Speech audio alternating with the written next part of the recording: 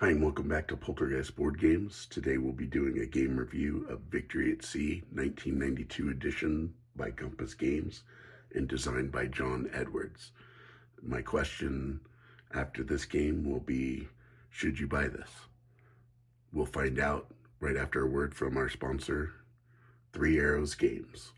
Thank you, Three Arrows Games, for everything that you need in board game supplies. They have tournaments. They have board game, the newest in board games.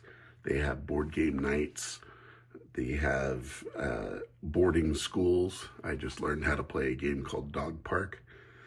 A lot of fun. I'm gonna be learning how to play a fromage game coming up.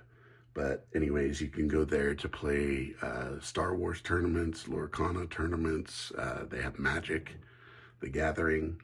You can get your trading card supplies like sleeves, and you can get dice. You can get dice towers. They have pretty much everything you need for board games, and if they don't have it, they will order it for you. So come down to Carson City, Nevada, to Three Arrows Games, and they will take care of you. So thank you, Three Arrows Games. All right, back to our game review of Victory at Sea. So first, let's take a look at what you get in the game. You're gonna get you're gonna get this 16 and a quarter by 24-inch map, and you're going to get 2 pages of 1-inch counters, these big counters here, which are really nice. I like the counters. Then you're going to get this kind of display mat that shows you all the ships that come into play. You have this turn order of arrival that your ships, every turn, there's going to be ships that come in to play. You get 13 dice. So you get 4 each of blue, black, and red dice, and then 1 white die. And then you get a bunch of damage counters and disabled and sunk counter. Disabled and sunk. And then you get some other miscellaneous. You get these are for area of control, point of control, and you have them for the British and German. And then you have some other like little markers. There's turn marker, there's a point of control marker, this sub-tech marker, so things like that. So around the board, you have your North America reaction force up in the corner. They come into play. You have your point of control chart that where you move up and down based on who has the most control. Then you have your areas marked off, with like little lines that areas of passage. And then basically you can move from one area to the other. And then you have some ports that these numbers signify how much damage they can heal in a turn. And then you have a neutral port down here, German Euler space. But the goal of this game, it's basically a beer and pretzels game, and you just are chucking dice, and you're slugging it out with against each other.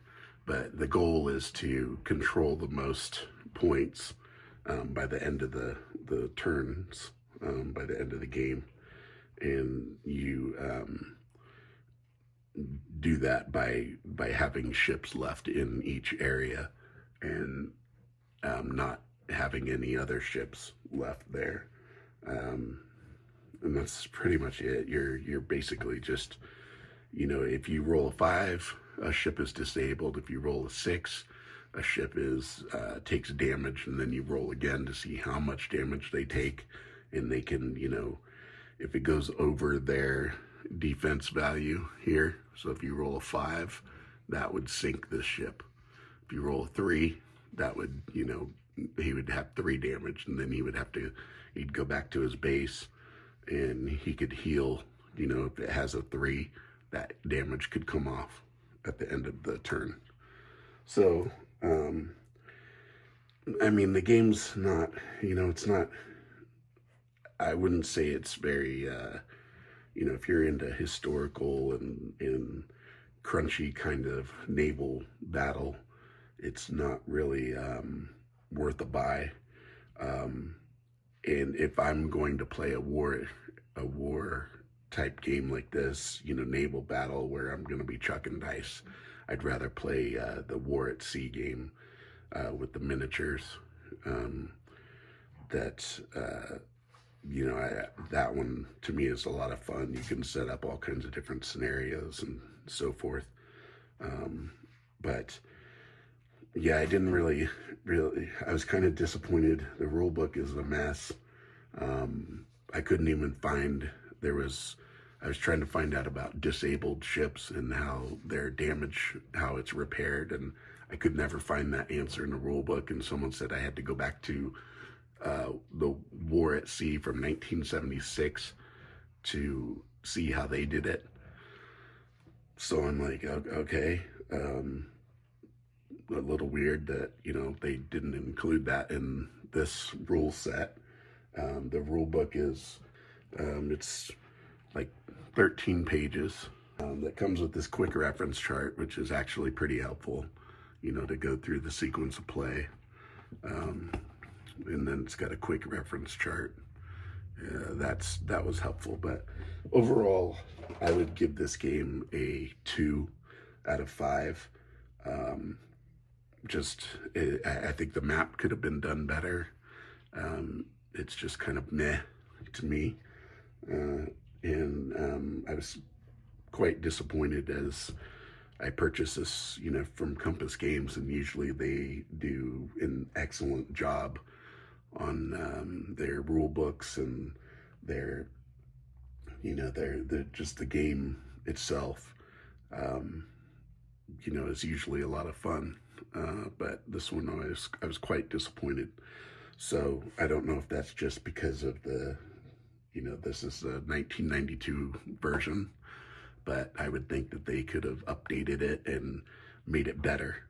So yeah, I give this a 2 out of 5. If watching, don't forget to like and subscribe, and I will talk to you later.